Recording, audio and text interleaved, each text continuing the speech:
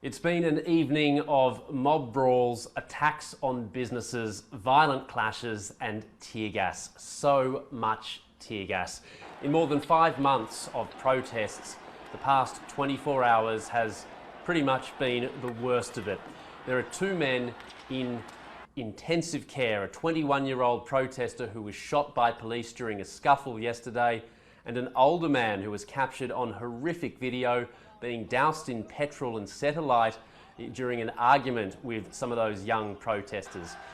Now, Hong Kong's leader, Carrie Lam, she's come out and said the escalating violence will absolutely not force her government to yield to protester demands. In fact, she has used some of her strongest language to date, saying that the acts of rioters make them the enemies of the people.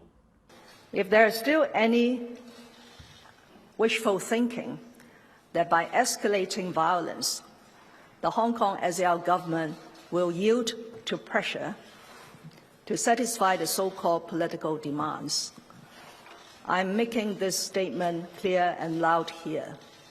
That will not happen. Well, there's no end in sight to this spiralling violence in Hong Kong.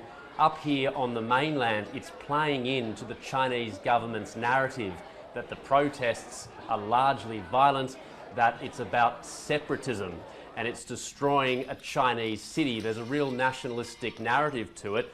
Well, when you see videos that are now widely circulating, for example, of that older man being lit on fire during an argument, that is just playing into everybody's worst fears up here in mainland China, that there is a large anti-mainlander sentiment that is driving the protests now in Hong Kong.